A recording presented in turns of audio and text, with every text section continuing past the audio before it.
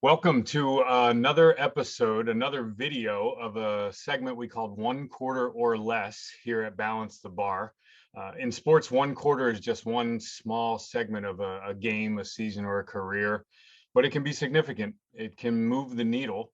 One quarter can often be the catalyst for great things to come in any walk of life. 12 minutes or less can make a significant difference. And I'm really excited to bring the next person to the stage to see what kind of difference he can make for us. Bob Alejo, thank you so much for coming on. How are you? No, I'm fabulous, man. Great to see you, Jesse. I'm excited to have a chat with you, which is not unlike the dozens and dozens of chats we had. So this is, it's like sitting on the couch and having a coffee or a beer and just talking about what we know. Absolutely. We could have easily just recorded some phone conversations and saved us Right. both the time, right? Awesome. Kid, what are you doing right now, Bob? Can you tell everybody where you're at? Yeah, absolutely. I'm in Southern California. I am the senior associate athletic director for performance and student athlete health and welfare at California State University Northridge in the Big West Conference. And so my charge is oversight of sports nutrition, sports medicine, strength and conditioning, sports science, and sports psychology. So and I'm still doing a little coaching, right? So I mean, I can't at a mid-major like we have, it's hard for me to sit back and watch two full-time coaches handle 300 plus athletes. So I'm like, I can't do that. Let me You jump got to in get there. your hands dirty. Yeah. Yeah, let's grab a couple of teams, and I'm always able to have our director or his assistant jump in and take over for me. But I feel like, as if you can get any kind of help you want, let me just drive the programs. At least that takes up a lot of time too, just writing them and get them all set up. Let me do that at least, and wherever I can help out, do that. So that's kind of what I'm doing right now. I'm also on the board of directors for the NSCA. I'm the vice president of the NSCA now. I'm very proud to say that. It's an organization I've supported a long time that you know all so well. And listen, I'm all about helping folks get better and enjoy the kind of careers that you and I have had, and being blessed with being around great athletes and making people better. Yeah, that's incredible. And both organizations are certainly lucky to have you for sure. Let's get right into the question. The first one's always fun and gives us a chance to kind of get to know you on a different level for a little bit. So obviously we're coaches at heart and we're scientists. We like asking questions, and you've traveled around with teams all over the world, right? Pro teams, college teams. And we all know a burning question when we all get out on the road when we arrive in a new city is where are we gonna eat tonight? Right? Ooh, So my question to brutal. you is, when you arrived in a new city, were you a guy that liked to explore what the city has to offer and go to a new place? Or when you went back to a city that you visited a ton of times, were you a guy that was like, man, guys, I got this place that we have to go to. I've been here every time. You go to Kansas City and you have some barbecue joint that you go to every single time. Are you a try something new guy, or are you let's go where we've always gone type place? That's a tough one. Well, I mean, like most anything, even like in our profession, right, Jesse? I'm going to trust people who've got experience and who've been there and kind of done that. So unless you're a foodie and I know you like your selections, then I would try that new. So if Jesse told me something, hey, you got to try this joint. Have you been there? I'd say no. Let's go. But when we pop into Minnesota, we're going to Capitol Grill, Yeah. right? Yeah. That's what we're doing. When we pop into Kansas City, we're going to go downtown to the KC Masterpiece right there in the plaza. And I'm speaking to baseball, of course, Sure. at this point. So it's kind of like that. I mean, you can't go wrong at a Capitol Grill. Hmm. That part, and I'll tell you what, Ruth's Chris. I like what they do because you can go to Ruth's Chris anywhere in the world, Hmm. close your eyes and not know what city you're in, because it's the same perfect thing that you ask for every time, Hmm. right? Am I right?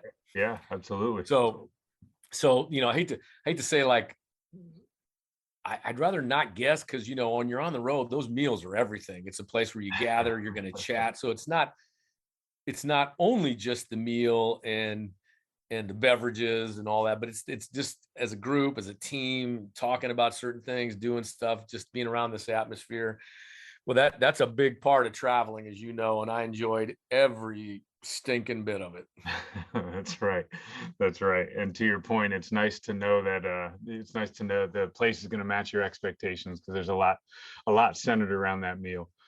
Smith That, and Walensky's in New York. oh yeah. I'm not going anywhere on a trip until I've been there first, or at Okay. least, like I'm going to Smith and Walensky's. What Okay. an atmosphere! What a place! Yeah. Oh, that's amazing. I'm sure they'll cut the check to you too. It'll probably be in your Venmo when you're done, when we're done here. Yeah. Like they need it. Yeah, right.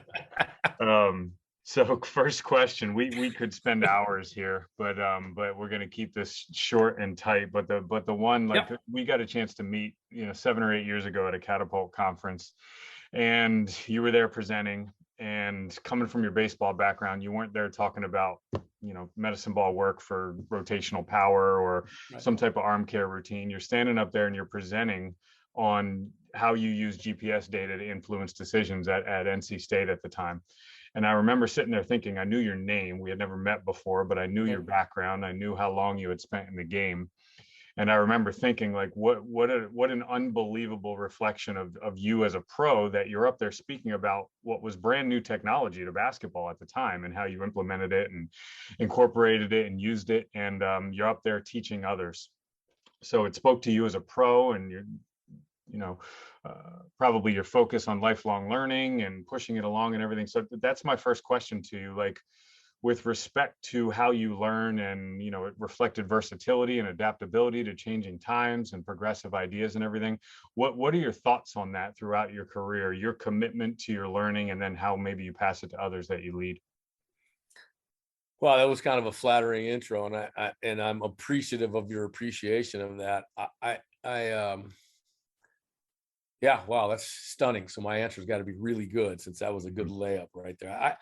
So here's how I think about the technology and the lifelong learning. Like I don't, as far as I'm concerned, when people get in discussions with me, debates, arguments, they could look at it and say, well, it looks like you just want to be right, and that's not true at all. But I'll tell you what is true. I definitely don't want to be wrong. So I'm not going to talk about something I don't know anything about. So just as a precursor to most, if we're going to be debating something, and you hear me not backing down, you should probably go check your facts, because I'm not jumping out there unless I'm absolutely certain I know what I talk about. Because if I don't know, I'm going to learn, right? If I don't know, I'm going to say I'm not really sure. If Jesse Wright says, well, here's what I've done, I'm listening, because I want to be able to the next time say, no, I know what I'm talking about, right? So that's the piece that I like to lay my hat on in terms of technology. Being an older coach, like, I'll be 64 in a couple of weeks. I've been coaching almost 40 years, and I want to get as close to conclusiveness as I can, and that's what Catapult and some of the new technology have done. So, for example, you and I know these folks. We know these folks that say, I don't need that. I've been doing this a long time. I can see this, I can see that. My response to them would say, you know what, I think I'm pretty good, and I can't see it. So if I can't see it, I know you don't. And that's how I do it, right? So I'll take all the catapults you got, all the jump mats, all the force plates you got, because that's going to bring me closer to certainty. That's what we want to do, right? I mean, even if we didn't have that technology, which we didn't have when I started, in the 80s, I'm adding percentages to my power clean workout, instead of saying just do what feels good or try this weight.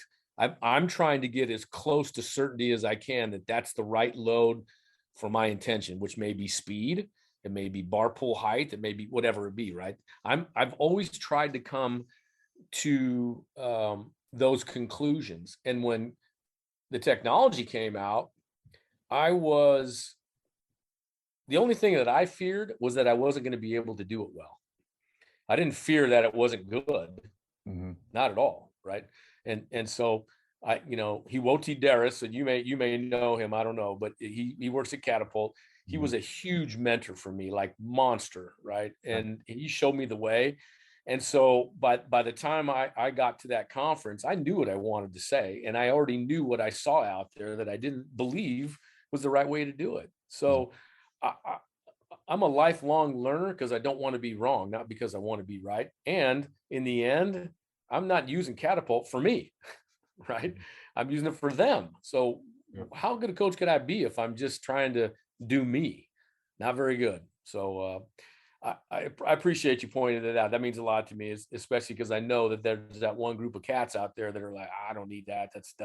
I'm proud to say I don't use that. Like, I just don't see that as something that you should hold up as your victory flag. Yeah. That's a good point. It's a really selfless approach. What you said, you're not using it for you, you're using it for the athletes, right? And I think all of us seek to provide the best tools, whether it's knowledge or technology, to serve our athletes the best, at least if you're making an attempt to do it right. Agreed. The other thing I always thought of too is just we ask our athletes to walk into a training room or a weight room or a film room and learn every single time they walk in. And I think we all would be pretty upset if they just blatantly was like, no, I don't want to learn that today. Right. Right. It's probably the source of a lot of coach athlete conflicts over the years. So why shouldn't we hold ourselves to the same standard, regardless of whether it's technology or a new idea or something we're just not familiar with yet? At least make an attempt to learn. You don't have to embrace everything. You don't have to take everything in, but maybe learn a little bit about it. I would agree with you too. And sadly, but some folks have cut themselves out of extending their career because they just wouldn't jump on. Like, I don't get it. It's not. That's not a stance. That's not a principle. Sure. Like, I'm not doing that. Like, okay,